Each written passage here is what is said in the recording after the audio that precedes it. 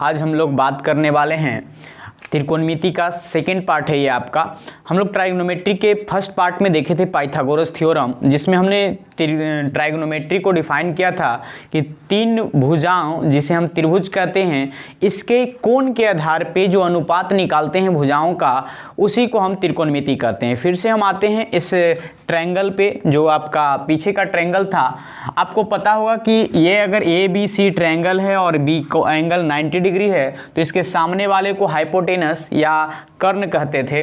वैसे ही अगर कोण के अकॉर्डिंगली चेंज होता रहता है। अगर हम कोण मान के चलें कि इस सी कोण के लिए ले रहे हैं, तो कोण को हमने कुंती के नाम से याद करने के लिए आपको बोले थे कि कुंती के बगल में एक तो कर्ण होता है जो कि अपने पोजीशंस पे फिक्स होता है, और दूसरा जो होता है वो कुंती कोण के बगल में अर्जुन होता है, मतलब उसे हम आधार के नाम से जानेंगे, आधार।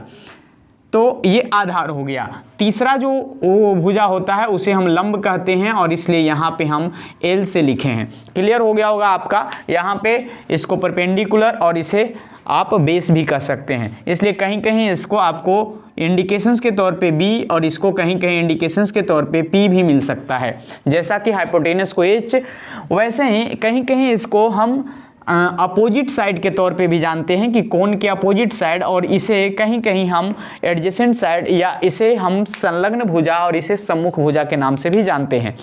हमारी मुद्दा ये नहीं है कि हम किसे किस रूप में जानते हैं, ये पहले ही पार्ट में कर चुके हैं। हमारा आज का मुद्दा ये है दोस्तों कि भुजाओं का अनुपात कितने पॉसिबल है। जरा सोचिए, आप कितने अनुपात निकाल सकते हैं। हम अगर निकाल सकते हैं तो एक नॉर्मल अनुपात हम आपके सामने रखते हैं, और उसके बाद आप बताइएगा कि ये कितने अनुपात निकाले गए हैं। एक अनुपात तो हो सकता है कि हम लंब का, देखिए एक तरफ हम क्या कर रहे हैं कि पहले हम लंब रख रहे हैं, तो आपका लंब हो गया, जैसे भुजा हम ए बी पहले रख दिए, ए बी, और दूसरी भुजा क्या है हमारा, बी सी है, दूसरी भुजा हमारा बी सी है, तीसरी भुजा हमारा क्या है, ए सी है।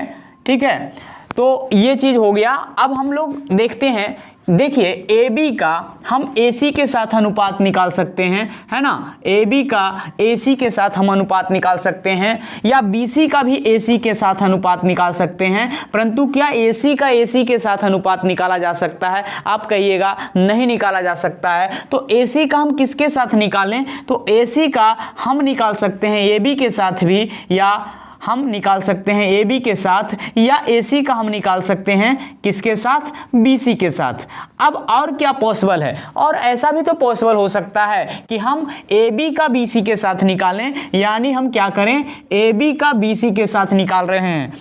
ठीक, नीचे दिख रहा होगा आपको, ए बी का बी सी के साथ निकाल रहे हैं, या हो सकता है बी सी का हम ए सी के साथ निकालें, बी सी का हम ए सी के साथ निकालें इस ट्रायंगल के हिसाब से।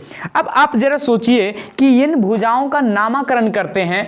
अब ऐसे याद रखना कितना मुश्किल है, क्योंकि अनुपात हम हमेशा, तो ये अगर हम एंगल इस सी के लिए बात कर रहे हैं, तो जरा सोचिए ए बी हमारा क्या है, ए बी हमारा लंब है, तो हम इसे लिख सकते हैं लंब बटा ए सी हमारा क्या है, इसमें ए सी हमारा कर्ण है, तो हमारा क्या हो गया, लंब बटा कर्ण हो गया। वहीं पे अगर इसे हम देखें तो इसे हम क्या लिख सकते हैं, बी सी, बी सी हमारा क्या है, अभी आधार है, इस एंगल सी के ये अकॉर्डिंग ये आधार है। ए सी हमारा क्या है, ए सी हमारा कर्ण है। यहाँ पे ए सी हमारा कर्ण है, इसमें किसी को कोई संकोच नहीं होना चाहिए। यहाँ पे हम आपके हिसाब से यहाँ छोटा सा लिख देते हैं कि ए बी हमारा क्या है, ए बी हमारा लंब है।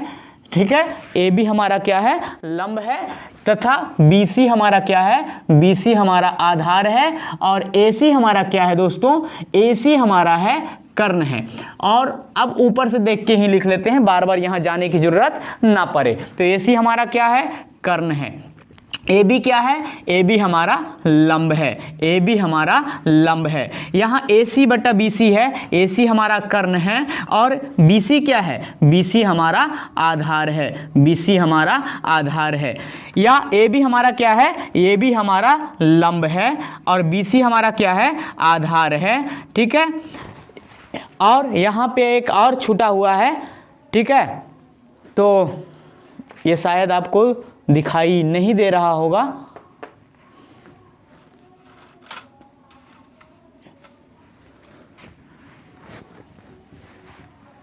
तो इसे थोड़ा सा हम इधर लेके आते हैं, क्या BC बटा AB, इसको हम क्या बोल रहे हैं कि BC हमारा क्या है, आधार है, और AB क्या है, हमारा लंब है।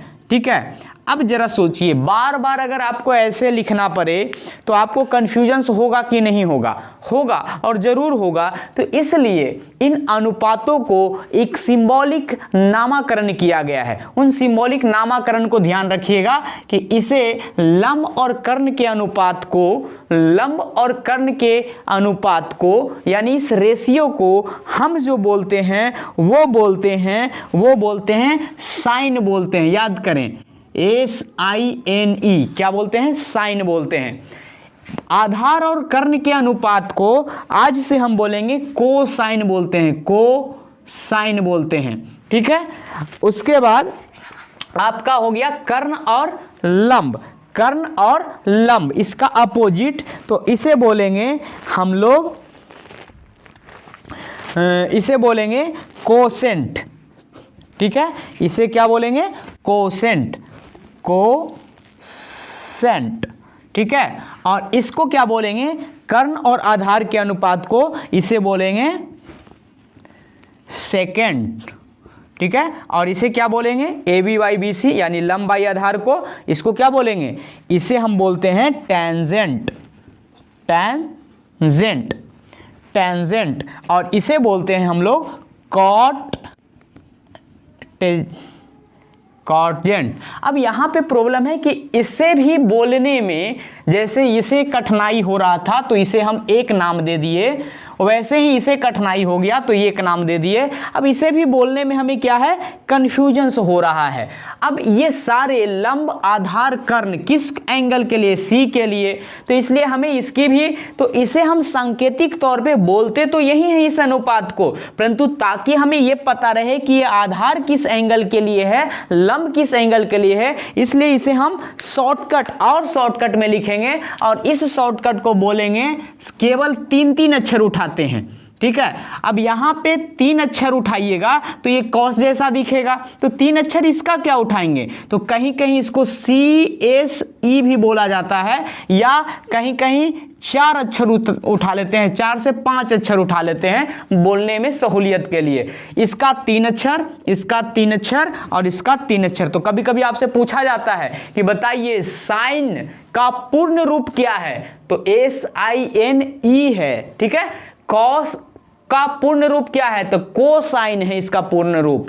कॉसेक का पूर्ण रूप क्या है, तो कॉसेंट है। ठीक है, सेक का पूर्ण रूप क्या है, तो सेकेंट है। टेन का पूर्ण रूप क्या है, तो टेंजेंट है। अब इसे हिंदी में क्या कहते हैं ये भी आप जान लीजिए, इसे कहते हैं जया। क्या कहते हैं, जया। इसको कहते हैं कोजया, कोजया। ये आर्यभट्ट ने पहली बार अपने पुस्तक आर्यभट्टियम में, किस पुस्तक में इसकी चर्चा किए हैं, आर्यभट्टियम नाम का एक पुस्तक था जिसमें इसकी चर्चा किए हैं। तो कोजया, और ये जो टेन है, अब कहेंगे कि इसको क्या, तो ये चूंकि इसी का व्युत्क्रम है, देखिए गौर से, है ना, लंब बटा कर्ण, यहाँ कर्ण बटा लंब, तो उसका व्युत्क्रम है, तो इसको व्युत्क्रम जया बोलेंगे। ठीक है, और ये क्या हो जाएगा, ये हमारा हो जाएगा व्युत्क्रम कोजया, मतलब उसका उल्टा, और इसको बोलते हैं स्पर्श जया। क्या बोलते हैं, स्पर्श जया। कहीं कहीं हो सकता है आपसे पूछा जाए, और ये क्या हो जाएगा, व्युत्क्रम स्पर्श जया, ये इसका उल्टा है। क्योंकि देखिए इसमें लंब बटा आधार है, इसमें आधार बटा लंब है। ठीक है, अब देखिए इसको हम सांकेतिक तौर पे हमने क्या बोला कि मात्र 3 अक्षर में हम लोग इसे डिनोटेड करेंगे। तो इसका हो गया हमारा क्या, साइन। अब किस एंगल के लिए था, ये एंगल C के लिए था, इसलिए केवल साइन लिखेंगे। केवल साइन का मतलब कुछ नहीं है, क्योंकि एंगल के आधार पे हम भुजाओं का अनुपात लेते हैं, तब उसे क्या बोलते हैं, तब उसे हम त्रिकोणमिति आइडेंटिटी, ठीक है, सर्वसमीका बोलते हैं, ट्राइगोनोमेट्री आइडेंटिटी बोलते हैं। तो ट्राइगोनोमेट्री आइडेंटिटी कितने पॉसिबल हैं, 6 पॉसिबल हैं।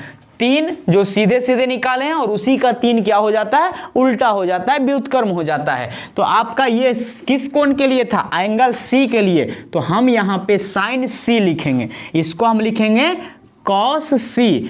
आगे जाके आप इसे, अभी तो 10th क्लास में ऐसे यूज कीजिएगा, अभी COACC, परंतु बाद में जो इसको यूज करने लगते हैं COACC के जगह पे आप केवल CSEC ऐसे भी यूज कर सकते हैं, कोई दिक्कत नहीं है, दोनों एक ही चीज है। मतलब संक्षेप में हम मात्र 3 अक्षरों का यूज करते हैं। इसका हम क्या लिखेंगे? सेक्सी। इसका क्या हो जाएगा? टैन सी। इसका क्या हो जाएगा? आपका कॉट सी। Cot C.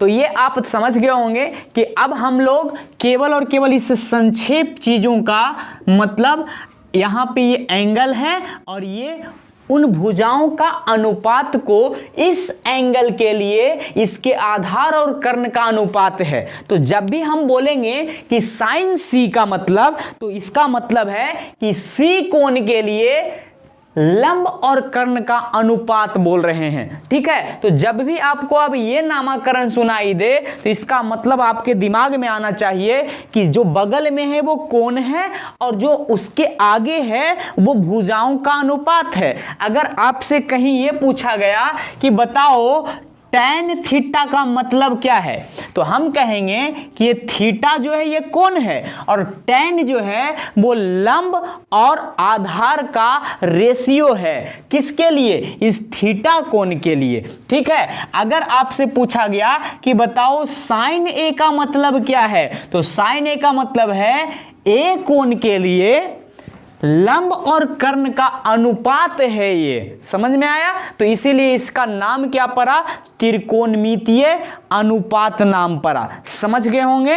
अब त्रिकोणमितीय अनुपात चूंकि आप पहले ही पढ़ चुके हैं कि लंब, कर्ण और आधार में एक रिलेशन होता है, तो आप त्रिकोणमितीय अनुपात आसानी से ज्ञात कर सकते हैं। तो चलिए इसे हम शॉर्टकट में उठाकर यहां रखते हैं और आपको क्या, तो शॉर्टकट में आपका हो गया सी का मतलब यहां पे क्या है? इस कोण से है और कोण को जनरली तौर पे सूचित करने के लिए हम लोग थीटा का यूज करते हैं, इसलिए हम यहां फार्मूले के तौर पे लिख रहे हैं। तो आपका हो गया साइन थीटा। थीटा का मतलब कोण और साइन का मतलब लंब और कर्ण का अनुपात। तो साइन थीटा बराबर हो गया क्या? लंब बटा कर्ण। इसका मतलब इसको शॉर्टकट में लिख देते हैं L बटा K। ठीक है, कॉस थीटा बराबर हो गया आपका A बटा K। उसके बाद हो गया टैन थीटा बराबर आपका हो गया L बटा A। ठीक है, अब इन तीनों का अलग अलग जगहों पे आपको शॉर्टकट फॉर्म मिलेंगे। वो शॉर्टकट फॉर्म ध्यान रखिएगा क्या है। इन तीनों को शॉर्टकट फॉर्म में ऊपर वाले को एक जगह तो लाल बटा के ए से सूचित करके याद किया जाता है। ये साइन का वैल्यू है, ये कॉस का वैल्यू है और ये टैन का वैल्यू है। कहीं कहीं इसे आप अंग्रेजी में ऐसे भी यूज कर सकते हैं। कैसे? P बटा H। P का मतलब परपेंडिकुलर और H का मतलब हाइपोटेनस। B बटा H बेस बटा हाइपोटेनस। और कहीं कहीं इसको हम ऐसे भी यूज कर सकते हैं क्या? P बटा B। इसको हम ऐसे शॉर्टकट में क्या बताते हैं, जैसे इसको हम लाल बटा कक्का के नाम से फेमस किए हुए हैं, लाल बटा कक्का। और इसे आप ऐसे पढ़ सकते हैं, पापा हंस बाबा हंस, पापा बाबा दोनों हंस। तो आपको जो शॉर्टकट फॉर्म लगे, आप अंग्रेजी में नामों को जानते हैं तो आप ये वाला मेथड यूज करें, आप हिंदी में नामों को जानते हैं तो ये मेथड यूज करें। ठीक है, बाकी इसका व्युत्क्रम की बात कर लेते हैं। तो इसका व्युत्क्रम क्या होता है? साइन का उल्टा क्या है बुआ? साइन का उल्टा है कॉसेक। साइन का उल्टा क्या है? कॉसेक। कॉसेक।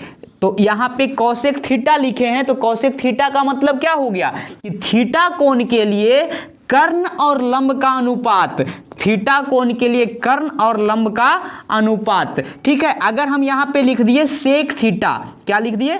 सेक थीटा। इसका मतलब क्या है? इसका मतलब है थीटा कोण के लिए कर्ण और आधार का अनुपात, तो K बटा A। अगर हम यहाँ पे लिख दिए कॉट थीटा बराबर, तो कॉट थीटा का मतलब क्या है? थीटा कोण के लिए किसका अनुपात? तो ये आधार और लंब का अनुपात होता है। गौर से देखिए, ये इसका उल्टा है, तो आप कहीं कहीं इसको एक और फार्मूले के तौर पे यूज कर सकते हैं, 1/sin थीटा, 1/cos थीटा, 1/ क्या हो जाएगा आपका, यहां पे हो जाएगा 1/tan थीटा। तो आप इसको इसके व्युत्क्रम के रूप में भी याद रख सकते हैं कि साइन का उल्टा कॉस सेक, कॉस का उल्टा सेक, टैन का उल्टा कॉट।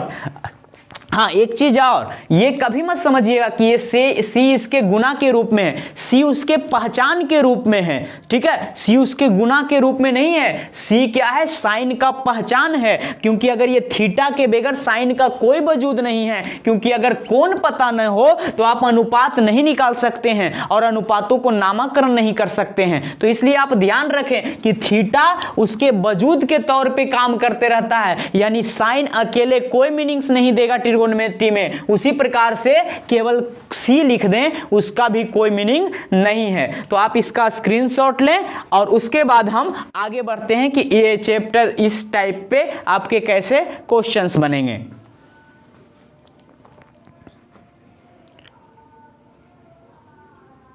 ओके, तो हम इसे पहले क्लीन करते हैं और उसके बाद इस टाइप के क्वेश्चन कैसे बनते हैं उस पे बात करते हैं।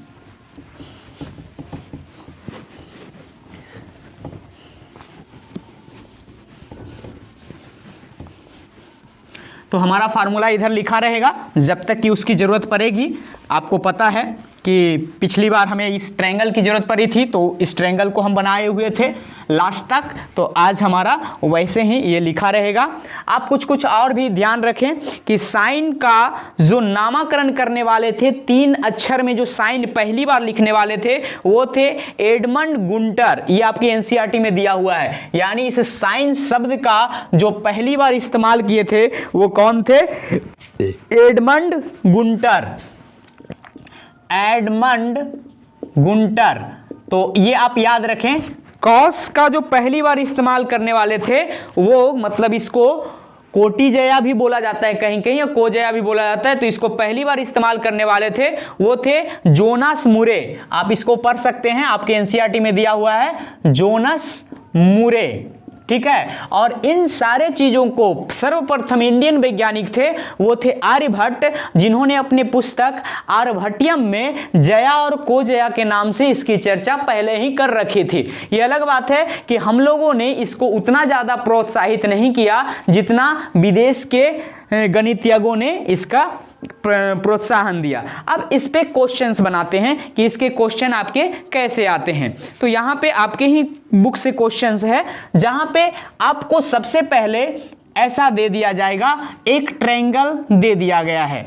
अगर पिछले पार्ट को आप देखे होंगे तो हमने कुछ आंकड़े दिए थे, जैसे अगर हम यहाँ 5 यहाँ 12 लिखते हैं तो आपको ये वाला पोर्शन 13 आएगा। 5 12 13 ये एक पाइथागोरियन ट्रिक है, मतलब ये पाइथागोरस के नियम का पालन करता है। वो तीन संख्याएं जो पाइथागोरस के नियम का पालन करता है उसे हम पाइथागोरियन त्रिक कहते हैं। और आपको पिछले पार्ट में करीब करीब 10 पाइथागोरियन त्रिक दिए गए थे, उससे बाहर आपके क्वेश्चन किसी भी एग्जाम में नहीं पूछे जाते हैं। तो चलिए यहाँ पे पहले हम एंगल ले लेते हैं। जैसे हम इस एंगल का नाम थीटा डाल देते हैं, हमने त्रिभुज का नामकरण नहीं किया है, बस आपको सीधे सीधे पहचानना है। आप जरा सोचिए, अगर ये थीटा है तो इसका मतलब है कि ये बगल वाला जो हो गया वो हमारा ए हो गया, और ये जो सीधे वाला है ये हमारा एल है, और ये हमारा के है। तो आपसे पूछा जाए कि बाकी सारे त्रिकोणमितीय अनुपातों का मान बताइए, तो आपका सबसे पहला क्या है? साइन थीटा का मान। आपको पता है साइन थीटा का मतलब है थीटा कोण के लिए लंब और कर्ण का अनुपात। लंब और कर्ण का अनुपात मतलब कितना हो गया? 5/13। कितना आसान है, आप समझ गए होंगे। Cos theta, cos theta, cos theta का मतलब क्या होता है? थीटा कोण के लिए आधार और कर्ण का अनुपात। तो ये बटा के मतलब 12/13 13। कितना आसान है, आपको बस देखना है और बनाना है। क्या हो जाएगा अगर आपसे पूछ दे tan थीटा क्या हो जाएगा, तो tan थीटा क्या होता है, मतलब थीटा कोण के लिए लंब और आधार का अनुपात, यानी 5/12। बहुत आसानी से आप बना सकते हैं, है ना। अगला क्वेश्चन आपसे पूछ रहे हैं कि अगर आपको पूछा जाए कॉसेक थीटा बराबर क्या होगा, इसका मतलब है थीटा कोण के लिए कर्ण और लंब का अनुपात कितना हो जाएगा, 13/5। वैसे ही अगर आपसे पूछा जाए सेक थीटा के लिए, तो सेक थीटा का मतलब क्या है, थीटा कोण के लिए कर्ण और आधार का अनुपात कितना हो जाएगा, कर्ण और आधार का अनुपात 12 कर्ण और आधार, तो 13 कितना हो जाएगा, 12। वैसे ही अगर आपसे पूछा जाए कॉट थीटा के बराबर, तो इसका मतलब थीटा कोण के लिए आधार और लंब का अनुपात, आधार और लंब का अनुपात, तो क्या हो जाएगा, आधार आपका हो गया 12 और लंब हो गया 5। आशा है इस टाइप का अगर कोई ट्रायंगल दिया रहे और उसकी तीनों भुजाएं दिया हुआ है और वो राइट एंगल ट्रायंगल है, तो आप त्रिकोणमिति के सारे अनुपातों को निकाल पाएंगे। ठीक है। कभी कभी क्या होता है कि कभी कभी इसमें 2 देता है और 1 छोड़ देता है। ठीक है, 2 दे देगा और 1 छोड़ देगा, उस वक्त आप कैसे त्रिकोणमितीय अनुपात निकालिएगा, तो इसको देखते हैं। तो जैसे आपको ये क्या कर देगा कि ये 2 तो दे दिया है, तीसरा छोड़ दिया है, तो आपको पहले उसे निकालना पड़ेगा। और पिछले पार्ट में आपने निकाले होंगे, कमेंट में जरूर डाले होंगे पहले पार्ट में, इसीलिए हम बोले थे कि वो त्रिकोणमिति का हम बीज रोप रहे हैं और अब उसका धीरे धीरे वृक्ष, अभी तो केवल पत्ती लगा है, पूरा वृक्ष बनने में अभी कम से कम 30 पार्ट आएंगे।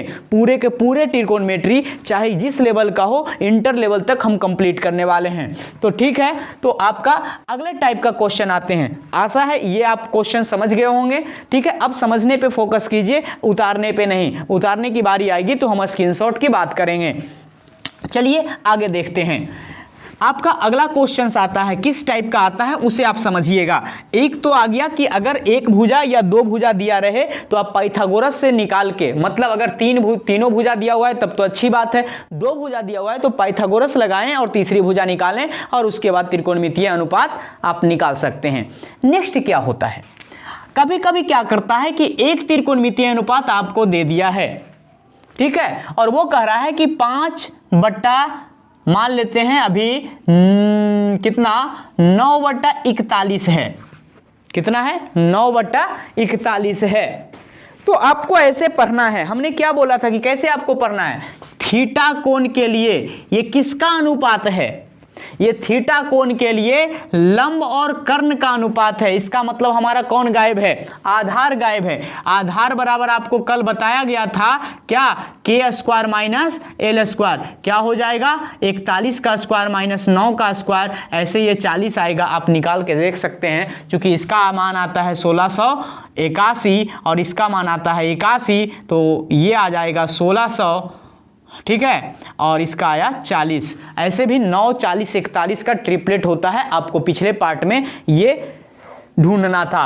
अब देखिए, अब आपको आधार पता है, लंब पता है और क्या पता है, ठीक है, तो आप डायरेक्ट निकाल सकते हैं। ये मेथड आपको शॉर्टकट है, परंतु इसमें थोड़ी बहुत खामियां हैं, उस खामियों को हम दूर करते हैं। देखिए, ये एक अनुपात दिया हुआ है, ये एक रेशियो है। रेशियो में क्या होता है आपको पता होगा, यहाँ पे तो आपको लग रहा होगा कि हमने तो तुरंत बना दिया भाई, ठीक है। अब आप किसी का मान निकाल लीजिए। अगर आपसे पूछ दे कि cos थीटा, तो थीटा कोण के लिए आधार कर्ण, आधार बट्टा क्या हो जाएगा, कर्ण। आधार का मान आपने क्या निकाला 40 और कर्ण का मान कितना 41, तुरंत निकाल दीजिएगा। कोई भी पूछ दे, चूंकि आपको तीनों पता है ना उस ट्रायंगल का। परंतु ये रेशियो के रूप में हमने नहीं यूज किया है, हमने तो इसको डायरेक्ट यूज कर लिया है। रेशियो के रूप में कैसे यूज होगा, जैसे आपका ऐसा दिया रहता sin थीटा इक्वल टू, मान लेते हैं ऐसा है आपका 6/10, कितना है 6/10, तो ये एक रेशियो है, तो हम मान लेते हैं ये k है, किसके बराबर है, k है, या अनुपातिक राशि हम मान लेते हैं k है। तो अगर ये अनुपातिक राशि k है तो हमारा l/k, इसका मतलब है कि लंब जो हो जाएगा किसी ट्रायंगल का, अगर ये थीटा की बात कर रहे हैं तो हमारा ये हो गया 10k, क्योंकि नीचे कर्ण रहता है ना 10 के और ऊपर हो गया 6 के। ठीक है, तो ये कितना होगा, तो आपको इसको निकालना पड़ेगा। ये के अनुपात में माने बाद में अनुपात में वो के कट ही जाएगा, परंतु आप के इसलिए मान लें कि इस अनुपात का जो अनुपातिक राशि है वो कितना है, के है। ठीक है, तो चूंकि अनुपात में दिया हुआ है आप ऐसे भी बना सकते हैं, परंतु के मानकर बनाएं। जब भी आप इसको ट्रायंगल फॉर्म में लाएं तो आपको फुल में फुल मार्क्स। तो कब हम जो पढ़ रहे हैं ठीक है नॉलेज के लिए पढ़ रहे हैं पूरी तरह से, परंतु आपको मार्क्स को भी थोड़ा बहुत तो इंपॉर्टेंस देते हुए कि हम पैटर्न सीखते चलें, कहाँ कहाँ गलतियाँ हो जाती है लिखने में। ठीक है, तो ये आपका जो आएगा वो चूंकि ये आधार हो जाएगा, आधार बराबर वही चीज़ निकालिएगा। तो आपको हम पहले ही बता देते हैं ये 6, 8, 10 का कॉम्बिनेशन होता है, तो ये आपका आएगा 8 के। आप चाहें तो निकाल सकते हैं कैसे, आधार इक्वल टू हो जाएगा कितना, 10 के का स्क्वायर माइनस 6 के का स्क्वायर, इसका मतलब कितना 100 के स्क्वायर माइनस कितना हो गया 6 छका 36 के स्क्वायर, कितना हो गया रूट अंडर 64 के स्क्वायर, और 64 का कितना हो गया 8 के आ गया ना। तो ये 6, 8, 10 आपको पिछले पार्ट में इसलिए दिए थे। अब आप देखिए साइन थीटा का मान तो पहले से दिया हुआ है, कॉस थीटा का मान निकालना है। तो आपका यहां से अगर कॉस थीटा निकालना चाहें, कॉस थीटा बराबर क्या होता है, कॉस थीटा थीटा कोण के लिए, तो ये थीटा कोण के लिए ही तो बाकी सब निकाले हैं, है ना। तो थीटा कोण के लिए किसका अनुपात, आधार और कर्ण का अनुपात। तो आधार निकला 8 के और कर्ण कितना था 10 के, तो इसलिए के से के कैंसिल, तो 8 बटा कितना हो गया 10। आप इसे काट के भी लिख सकते हैं 4/5 2 से। तो ठीक है, तो ये 2 टाइप का क्वेश्चन था। कभी कभी क्वेश्चन तीसरे टाइप का आपको आता है इसी टाइप में, तो हम उसके बाद आपसे कुछ क्वेश्चन पूछेंगे, क्योंकि ज़्यादा लंबा वीडियोज हो जाएगा नहीं तो चलिए हम देखते हैं अगला पार्ट क्या है, मतलब अगला क्वेश्चन कैसा आता है। एक क्वेश्चन आपसे सीधे सीधे पूछ देता है, वो कैसा क्वेश्चन है, ऐसा रहता है 15 cot A बराबर 8। देखिए इसमें क्या दिया हुआ है, आप पहले इसको समझिए, पहले इसको पढ़िए। ये क्या है, कोण A के लिए कॉट का मान, कॉट क्या होता है, कॉट होता है आधार और लंब का अनुपात। ये 15 इधर गुना में, उधर जाके पहले इसको अकेले तो करें उस तब ना इसका मतलब निकालेंगे। तो 8 बटा कितना हो जाएगा 15। ये क्या बोल रहा है, ए किसके लिए, आधार और कितना है वह, आधार और लंब है। तो चूंकि ये अनुपात दिया हुआ है, हमें ये ओरिजिनल नहीं है, ये काट छाट के अनुपातिक राशि दिया हुआ है, इसका मतलब इसमें कुछ तो कॉमन होगा। तो हम मान लेते हैं कि एंगल ए, याद रखें जब भी ये इस जो यहाँ एंगल होगा उसको 90 डिग्री ना बनाएं। ठीक है, तो ये बना दिए, कोशिश करना कि नीचे ABC। ठीक है, इस ट्रायंगल में, अब इस ट्रायंगल में समझते हैं 8, तो 8 हमारा ये क्या है, आधार है। इस एंगल के लिए अगर इसको हम ए मान रहे हैं तो इस एंगल के लिए क्या हो जाएगा, ये हो जाएगा 8 के और ये हो जाएगा 15 के। आप अगर पाइथागोरस लगाइएगा तो ये आएगा आपका 17 के। ठीक है, 8, 15, 17 का कॉम्बिनेशन होता है, ये आपका क्वेश्चंस कल दिए थे। ठीक है, तो यहाँ पे जैसे ही आपका निकल गया तो आपको मेन काम क्या था, मेन काम था कि ये जो 15 इधर मल्टीप्लाई में दिया हुआ है इसको उधर जाके डिवाइड में करके हमारा वही वाला क्वेश्चंस तो आ गया। ठीक है, तो कभी कभी कुछ लोग इसमें कंफ्यूज कर जाते हैं। आप 2 चीज कर सकते हैं, आप या तो मान के चले कि ये 15 उधर गया, या मान के चले कि दोनों तरफ 15 से भाग दे दिए, 15 से 15 इधर कट गया, उधर चल गया 8 बटा 15। तो आप जो समझें, परंतु क्लियर हो गया। अब इसके बाद जैसे ही हमें किसी ट्रायंगल का तीनों भुजाएं पता है तो हम कोई भी त्रिकोणमितीय अनुपात निकाल सकते हैं। हमें नहीं लगता है कि इसमें आपको कोई दिक्कत होगा। तो आगे कुछ स्पेशल टाइप के क्वेश्चंस इस चैप्टर्स में आते हैं, जो कि आपका 8.1 है। 8.1 आपको पीडीएफ में समझाया जा चुका है, तो हम कोशिश करें कि आपको थ्योरी पहले पूरा का पूरा कंप्लीट करते चलें। तो आज का क्वेश्चंस जो आपको हम देने जा रहे हैं वो क्वेश्चंस ध्यान दीजिएगा कि आपको क्या बताना है। हम हमेशा लास्ट में क्वेश्चन दे देते हैं और ताकि आप आसानी से उसका आंसर्स बताइएगा। आपका क्वेश्चंस है कि एक आकृति है, ये 12 ये 13 हमें पता नहीं है, परंतु ये पता है कि ये PQR है। तो आपको बताना है, पहला क्वेश्चन इसमें हम आपसे पूछ रहे हैं कि बताइए tan p minus cot r का मान कितना होगा। ये आपका पहला क्वेश्चन आज का कमेंट बॉक्स में इसका आंसर हमको चाहिए। दूसरा क्वेश्चन हम लिख रहे हैं, ठीक है। ये आपका पहला क्वेश्चन का आंसर आप जरूर दीजिएगा। देखिए आंसर्स आप देते हैं तो इससे हमें लगता है कि आप पढ़े, हमने पढ़ाया तो आप समझे हैं, ठीक है। तो आपका दूसरा क्वेश्चन हम दे रहे हैं, बहुत ही इजी क्वेश्चंस दे रहे हैं, आप ध्यान दीजिएगा।